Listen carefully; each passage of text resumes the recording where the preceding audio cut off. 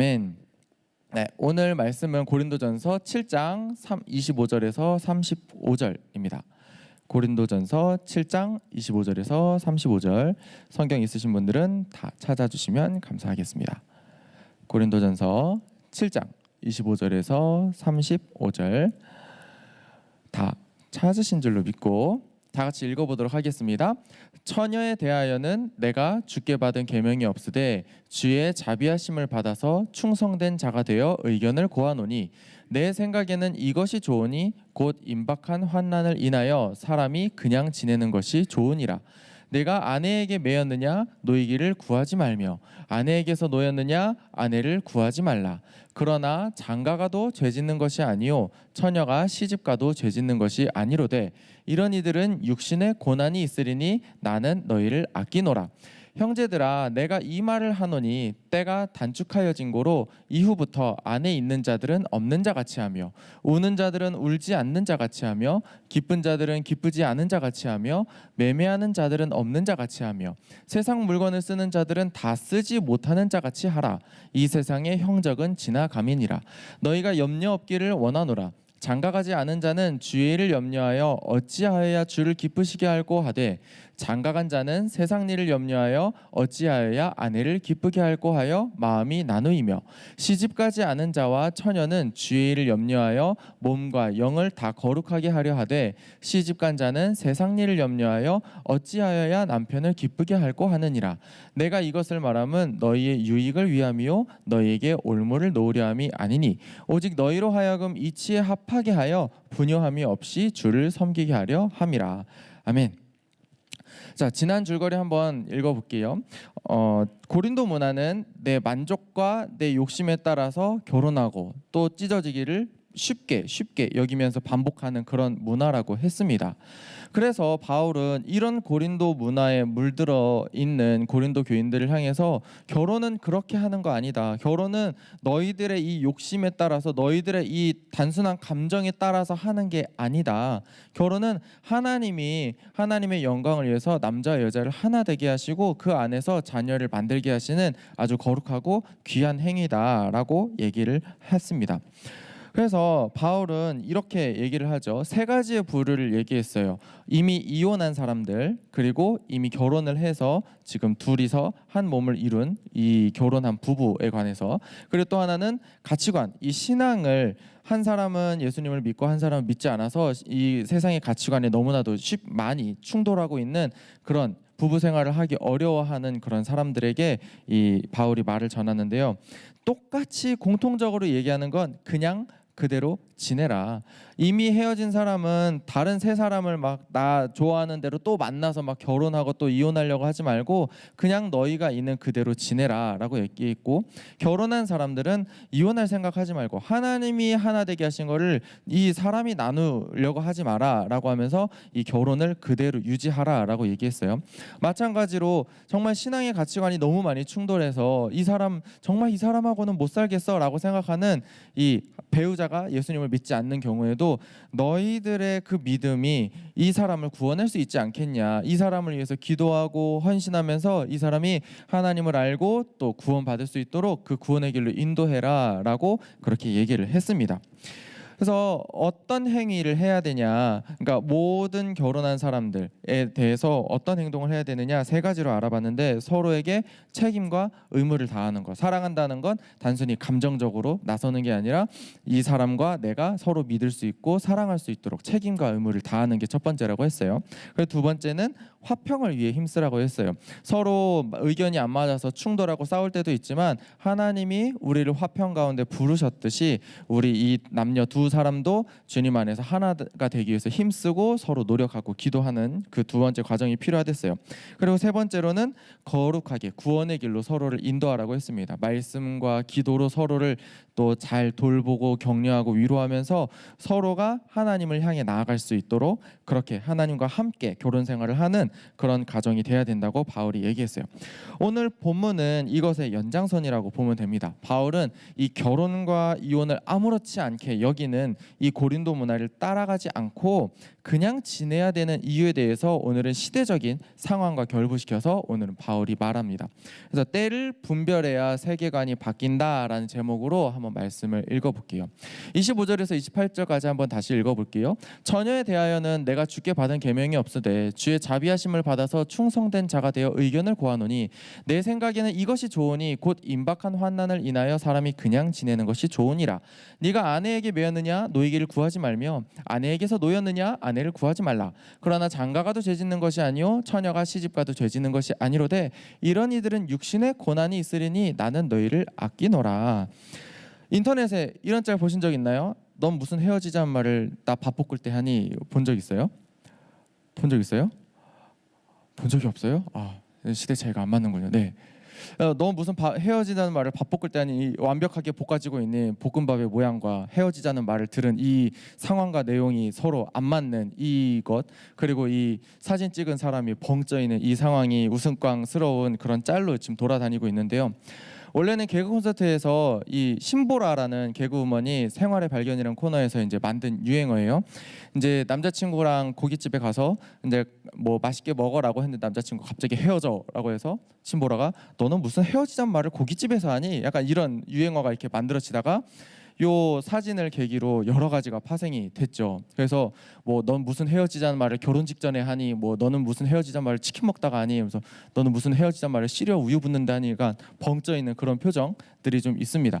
아무튼 이런 짤의 핵심은 뭐냐면 상황과 내용이 서로 맞지 않는다라는 거예요.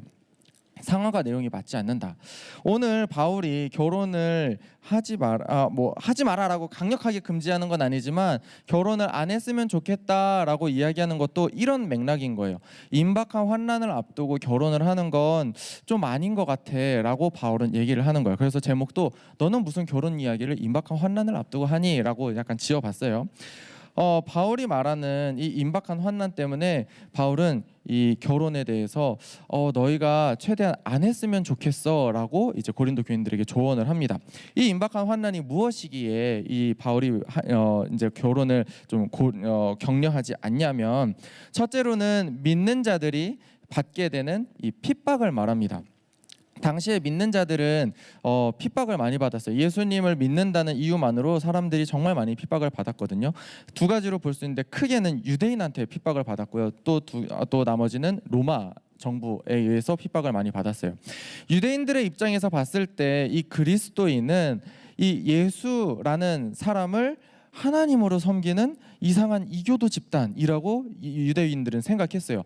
하나님은 여호와 한 분뿐인데 너희는 왜 인간 예수를 하나님으로 믿으려고 하냐라고 하면서 유대인들은 그리스도인을 엄청나게 핍박을 했어요. 대표적인 예가 이 바울이었죠. 바울이 그리스도인으로 회심하기 전에 이 유대인으로서 이 열심이 가득 차서 그리스도를 주로 고백하는, 예수님을 그리스도로 하나님으로 고백하는 이 그리스도인들을 엄청나게 핍박을 했었습니다. 이렇게 그리스도인들은 유대인들한테 핍박을 받고 있던 상황이고요. 또 두 번째는 로마 정부에 의해서 핍박을 받고 있었어요. 로마의 황제, 이 로마의 황제는 신의 아들로 이제 추앙받던 사람인데, 이 신의 아들로 고백하지 않는 사람들을 반역죄로 몰고 가서 이제 사형에 처하고 또 괴롭히고 온갖 핍박을 가했습니다. 그리스도인들은 오직 나의 왕은 예수 그리스도밖에 없다라고 고백하던 사람들이었기 때문에 로마 황제를 신의 아들로 인정한다 거부했었어요. 그리스도인들은 신의 아들은 예수님밖에 없다라고 얘기했기 때문에 이 로마에서는 그리스도인들을 막 핍박을 하기 시작했어요. 그렇게 한치 앞도 예상할 수 없는, 내가 언제 죽을지 언제까지 살 수 있을지 모르는 이 핍박 안에서 결혼을 생각한다? 이거는 너무 어려운 선택이라는 거예요. 바울이 봤을 때 야, 결혼해서 챙겨야 될 게 정말 많잖아. 그런데 지금 너희 한 사람 한 사람의 목숨도 지금 어떻게 될지 모르는 이 상황에서 결혼을 해야 되냐 말아야 되냐? 나는 이거는 조금 어려운 것 같아. 이거는 결혼은 너희가 안 했으면 좋겠어. 너희가 그냥 지내면서 믿음을 지키면서 그렇게 살아 있었으면 좋겠어 라고 얘기를 하는 게 첫 번째 해석이에요. 임박한 환난에 대한 첫 번째 해석은 바로 이 믿는 자들이 받게 되는 이 핍박을 얘기하고요. 두 번째는 좀 현실적으로 그 당시에 있었던 기근을 얘기합니다. 그 당시 지중해 지중해 지역이죠. 그리스 지역, 고린도 교회가 속한 이 그리스 지역, 또 뿐만 아니라 이 지중해 또 쭉 따라 내려가면 이스라엘이 있었죠. 이스라엘과 지중해 지역, 이 모든 지역에서 기근이 엄청나게 유행을 했대요. 고린도전서를 계속해서 읽어가다 보면 이 바울이 고린도 교회한테 야, 우리가 좀 돈을 모아서 예루살렘 교회를 좀 도와줘야 되지 않겠니? 라고 얘기하는 부분이 나와요. 이 예루살렘은 3년 동안이나 흉년이 들어서 먹을 게 없대요. 먹을 게 없었대요. 그리고 또 사람들도 먹을 것을 위해서 서로를 막 빼앗고 막 다 막 강도질하고 이런 상황이 벌어졌대요. 그만큼 그 당시에는 기근이 정말로 유행했던 상황이어서 정말 먹고 살기 바쁜, 정말 뭘 먹어야 될지 진짜 굶어 죽을 수도 있는 그런 상황이었다고 해요. 그 상황에서 바울이 너네가 결혼을 하는 건 지금 좀 상황에 맞지 않은 것 같아. 너희 지금 이 상황을 좀 넘겼으면 좋겠다. 그렇게 얘기를 하는 겁니다. 그러니까 이 바울이 말하는 임박한 환난, 한번 PPT 한번 정리해 보면은 임박한 환난은 첫째로는 마지막 때 믿는 자들이 받는 핍박으로 해석할 수도 있고, 그리고 두 번째는 당시에 유행하던 기근으로 해석할 수 있습니다. 둘 중에 하나가 아니라 두 가지 다 맞다라고 보면 돼요. 그 당시에 있었던 여러 가지 상황 때문에 바울은 지금 결혼을 미뤄라, 하지 않고 그냥 지내라 라는 식으로 얘기를 하고 있습니다. 오늘 우리가 바울을 통해서 배워야 할 점이 있는데, 그것은 바로 상황을, 우리에게 처해진 그 상황을 믿음 안에서 분별하는 것입니다. 우리에게 주어진 상황 속에서 어떻게 사는 것이 믿음을 지키면서 사는 건지 그렇게 냉철하게 분석하고 또 고민하는 것이 우리 가운데도 있어야 합니다. 바울은 지금 상황이 안 좋으니까 결혼하지 마. 야, 너네 이번 생에서 결혼 다 끝났어 라고 이렇게 툭 던지는 말이 아니라 정말 고심하고 고심해서 고린도 교인들에게 아주 좀 이렇게 정성스럽게 너희가 좀 이러한 것들을 생각해 봤을 때 결혼은 좀 지금은 아닌 것 같아 라고 지금 조언을 해주고 있어요. 28절에 보면은 바울은 이렇게 얘기합니다. 육신의 고난이 있을 거다. 지금 결혼하는 사람들은 육신의 고난이 있을 거다 라고 얘기를 해요. 그래서 나는 너희를 아끼는 마음에서 너희가 결혼을 하지 않았으면 좋겠다 라고 조언을 합니다. 이 육신의 고난은 뭐냐면은 쉽게 말하면 여러분들 부모님 말씀 다 들으세요? 안 들으세요? 준영이 부모님 말씀 다 들어? 다 들어? 다 들어? 희령이 다 들어? 아, 네. 저는 잘 안 들어요. 이게 이제 부모님한테 육신의 고난이 있을 수도 있는 거죠. 단적인 예로 지금 이제 제 아들인 시온이가 자라고 하면 안 자요. 밥을 먹으라고 하면 토를 해요. 그냥 가만히 있으라고 하면 오줌을 싸고 똥을 싸요. 2시간마다 계속 그렇게 저를 괴롭히고 있어요. 약간 그게 육신의 고난일 수도 있고요. 바울이 말하는 육신의 고난은 정말 전체적인 그런 것들을 얘기해요. 결혼을, 남자와 여자가 결혼을 해서 정말 이 의견 충돌 때문에 서로가 좀 안타까워하는 상황, 이런 것들도 있을 수 있고, 자녀의 문제도 있을 수 있고요. 그리고 여러분들 태어나자마자 여러분들이 알바하면서 돈 타면서 그렇게 사는 거 아니라 부모님들한테 용돈 타면서 쓰죠. 부모님들도 일하면서 정말 남는 게 없을 텐데 여러분들한테 용돈을 만들어서 주고 있단 말이에요. 재정적인 문제도 있을 수 있고 정말 여러 가지 문제, 이런 것들이 있을 수 있단 말이에요. 결혼을 하면서 생기는 이 육신의 고난이 있는데 이거를 감당하기에도 버거울 텐데, 이 진짜 어려운 이 핍박의 상황과 이 굶주림의 상황 속에서 결혼을 한다? 이거는 바울이 봤을 때 조금 너무 어려울 거다. 너희가 너무 힘들 거다라고 얘기를 하는 거예요. 바울은 결혼이 죄가 아니라고 말하고 있어요. 왜냐하면 성경에 결혼하라라고 얘기하고 있거든요. 하나님은 남자와 여자가 만나서 서로 한 몸을 이루고 자녀를 낳아서 번성하라라고 명령을 하셨어요. 바울이 지금 하나님의 명령을 어기면서 너네 결혼하지 마라고 얘기하는 게 아니에요. 결혼을 장려하고 있지만, 너희가 결혼하고 싶어? 결혼해. 그거 죄 아니야 라고 얘기하지만, 이 상황에 하지만 결혼하면 좀 많이 어려울 거야 라고 좀 안타까운 마음을 좀 내비치고 있는 겁니다. 그래서 바울은 바울은 이 시대적인 상황과 이 말씀을 잘 이제 해석하고 또 분석하면서 지금 고린도 교인들에게 애정을 담아서 조언을 하고 있는 거예요. 바울이 시대적인 상황을 냉철하게 분석하고 또 어떻게 하는 것이 믿음을 지키며 살아가는 방법인지를 고민했듯이 오늘날 우리도 바울처럼 우리에게 주어진 상황을 좀 냉철하게 분석할 수 있는 지혜가 있어야 합니다. 오늘날 우리에게 주어진 상황 가운데 가장 대표적인 키워드를 고른다면 바로 코로나이겠죠. 지금 인천에 코로나가 막 집단적으로 발생하고 있다고 이제 얘기를 하고 있죠. 어떻게 하면 이 코로나 시대에 잘 살아갈 수 있을까? 누구는 백신을 맞아야 된다고 얘기하고, 누구는 백신 맞으면 죽는다고 얘기를 하고, 어떤 사람들은 집단적으로 모여 있는 그런 곳에는 가면 안 된다라고 얘기를 하면서 아무도 만나지 않아야 된다라고 얘기를 하는데, 어떤 사람은 그렇게 사는 게 진짜 사는 삶이냐라고 얘기를 하기도 해요. 이 상황에 우리는 어떻게 해야 될까? 우리는 우리에게 주어진 상황을 잘 해석하고 우리의 믿음을 어떻게 지키며 살아갈 수 있을지 끊임없이 고민하고 지혜를 구해야 됩니다. 이 설교 준비하면서 전우사님은 나는 어떻게 생각하고 있을까를 생각해 봤는데 제가 생각한 건 그래요. 코로나는 조심해야 될 대상이지 두려워할 대상은 아니라는 거예요. 코로나가 막 이렇게 닥쳐온다고 해서 코로나를 피해 다니는 건 현실적으로 불가능하죠. 게다가 코로나를 두려워하면요, 아무것도 못하죠. 코로나 때문에 내가 코로나 걸릴까 봐 교회에 못 와. 코로나 걸릴 때문에 내가 학교에 못 가. 코로나 걸릴까 봐 내가 좋아하는 사람 만나지 못하고, 코로나 때문에 내가 사랑하는 사람을 만날 수 없어라고 생각하면 정말 우울할 거예요. 여러분들도 다 느껴봤을 그런 감정들이죠. 하지만 코로나가 여러 군데 퍼져 있는 이 상황에 코로나를 두려워하면 정말 아무것도 못하지만, 코로나를 조심해야 된다라는 대상으로 생각하면 우리는 얼마든지 우리가 해야 되는 것, 우리가 하고 싶은 것을 할 수 있습니다. 단지 좀 더 복잡하고 좀 더 귀찮지만 마스크 철저하게 쓰고 또 손 소독 제대로 하고 충분히 거리 뛰어서 서로와 이제 교제를 하면 얼마든지 가능한 일들이에요. 교회 못 나오시는 분들도 있어요. 이 사람들을 교회 용기가 없어서 못 나오냐라고 얘기하는 게 아니라 정말 피치 못할 사정으로 나오지 못하는 분들이 있어요. 그런 분들께는 차선책으로 온라인 예배를 권해드리고 있지만, 정말 나올 수 있는 사람들인데 코로나가 무서워서 못 나온다라는 것은 조금 생각을 바꿨으면 하는 생각이 이제 전도사님의 생각이에요.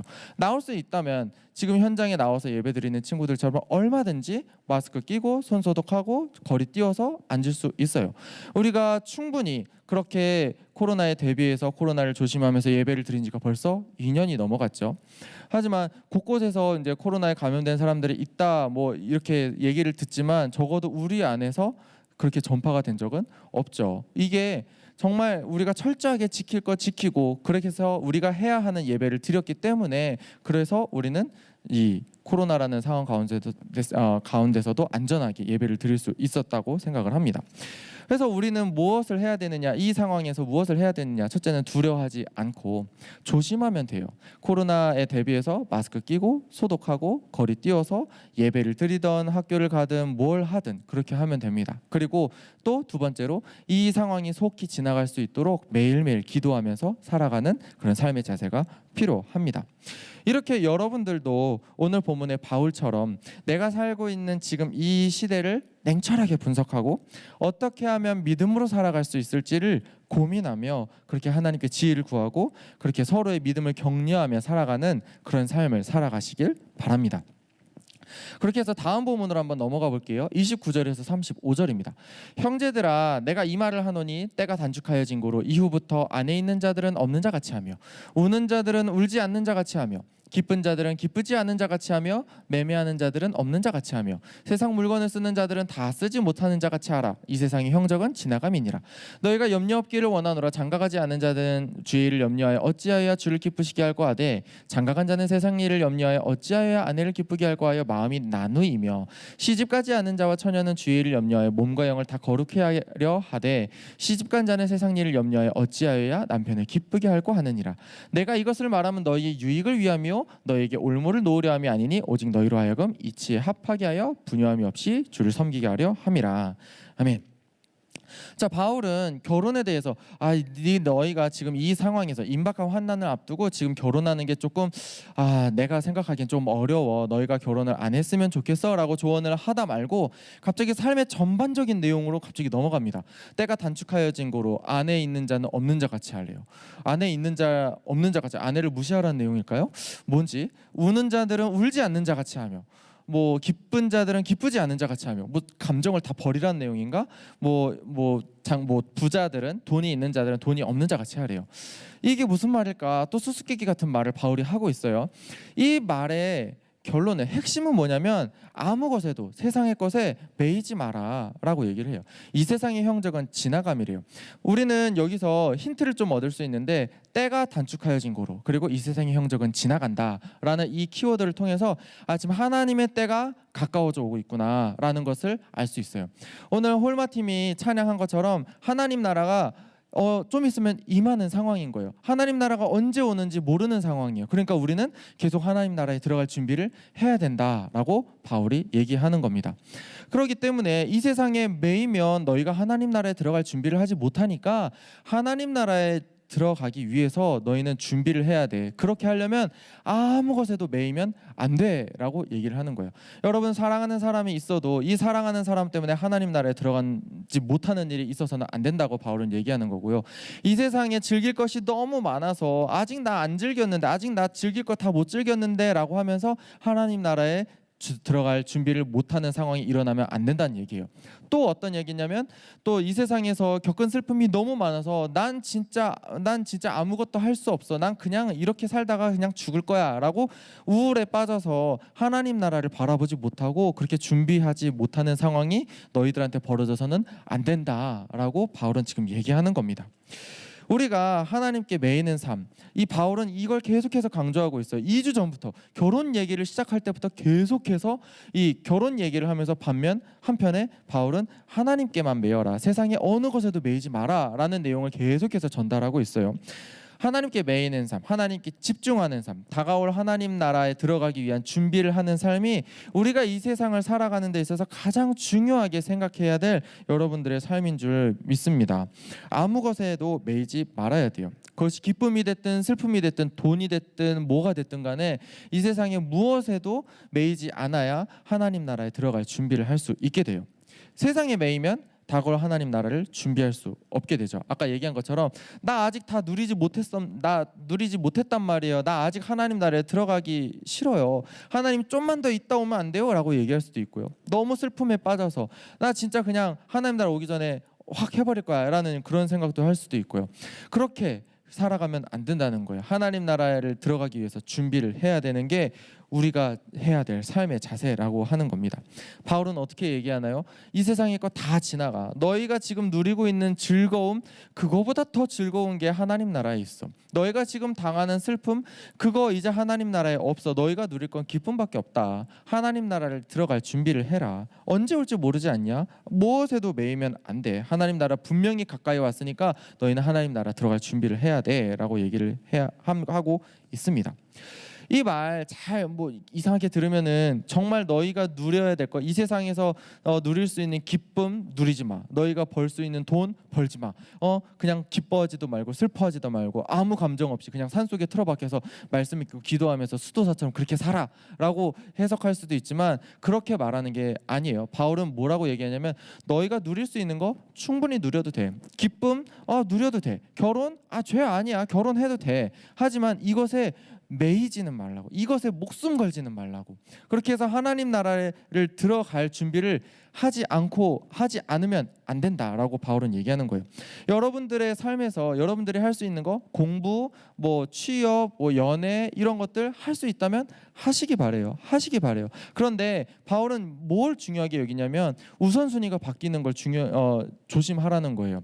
너희가 취업하고 공부하고 이렇게 사귀고 결혼하면서 이런 세상에서 누릴 수 있는 여러 가지 것들을 누리는데 너 충분히 누려. 하지만 이런 것들에 매여서 하나님을 향한 믿음을 잃어버리고 하나님과의 관계를 소홀히 한다면 그건 정말 잘못된 거야. 너희가 이 세상에서 제일 중요하게 생각해야 되는 건 하나님 나라에 들어가는 거야 라고 얘기를 하는 겁니다. 여러분들의 삶 속에 우선순위, 가장 1순위를 하나님 나라, 하나님께 매이고 하나님 나라를 준비하는 것으로 여러분들 정하고 또 새기고 그렇게 살아가는 여러분 되시기를 바랍니다. 우리가 이러한 삶을 살려고 할 때 내가 이러한 삶을 내가 세상에서 누리고 싶은 것을 누리되 정말 하나님 나라를 준비하면서 그렇게 믿음으로 살아갈 거야 라고 고백하고 결단하는 순간 여러분들 사람들은 이상하게 여러분들을 보고 또 생각을 할 거예요. 세상 사람들은 세상에서 누릴 수 있는 모든 것을 최대한 누리라고 얘기를 하죠. 뭐 결혼해, 싫으면 이혼해 막 하면서 정말 살고 싶은 대로 살라고 그게 세상의 흐름 아니겠어? 라고 생각을 하는데 여러분들은 뭐라고 얘기해요?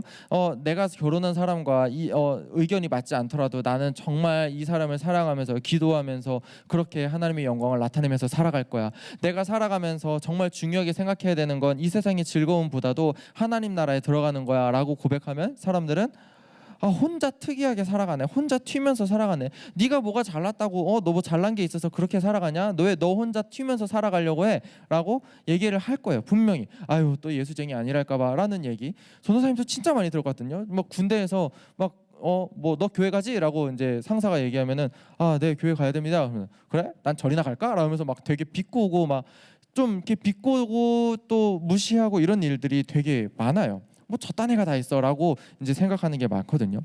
그런데 세상 사람들이 그렇게 얘기를 한다고 해서 세상 사람들이 우리를 그렇게 평가한다고 해서 우리가 그 세상 사람들 따라서 믿음을 버리는 그런 일을 할 수가 있을까요? 그렇게 믿음을 버려서 될까요? 아니에요. 이거는 정말 사람들의 이 비난과 이런 거와는 상관없이 정말로 세상에서 정말 중요한 거는 하나님 나라에 들어가는 걸 우리는 알고 있잖아요. 어떠한 환난이 오더라도 어떠한 핍박이 오더라도 어떠한 어려움이 우리 가운데 있더라도 우리는 하나님 나라에 들어가기 위한 준비를 하는 거 그거 포기해서는 안 된다는 거예요. 정말 하나님을 그 어떤 사람들이 우리를 하나님에게서 떼어놓으려고 하더라도 우리는 하나님을 꼭 붙잡는 삶을 살아야 됩니다. 우리는 하나님의 말씀을 꼭 붙잡고 살아가야 돼요. 그 어떤 것보다 하나님과의 관계, 하나님이 나와 함께 하신다는 것을 가장 중요하게 여기는 우리의 삶이 되어야 됩니다. 아까도 말했듯이 하나님 나라를 준비하는 건 세상의 어떤 일보다 중요한 일이에요. 창세기에 나오는 노아의 이야기가 확 떠오르더라고요. 바울이 정말 이 세상을 살아가는 데 있어서 가장 중요한 건 하나님 나라에 들어갈 준비를 하는 거야 라고 이제 얘기하는 걸 들으면서 창세기 노아 이야기가 계속 떠올랐어요. 노아가 어떤 삶을 살았을까? 하나님께서 이 세상을 심판할 거야, 이 세상을 물로 심판할 거야, 그러니까 너는 방주를 지어, 너는 배를 지어 라고 하나님이 얘기했을 때 노아는 이것저것 따지지 않고 하나님 말에 순종해서 산 위에 배를 짓죠. 산 위에 배를 지어요. 정말 사람들은 노아를 향해서 야 저 미친놈이네, 산에서 배를 지어, 야 그 배 산 위에다 지어서 뭐하게 라고 비난을 하고 그냥 세상에 살던 대로 살아 하면서 결혼식하고 자기들이 놀고 먹고 이렇게 하는 거를 계속해서 이어나갔죠.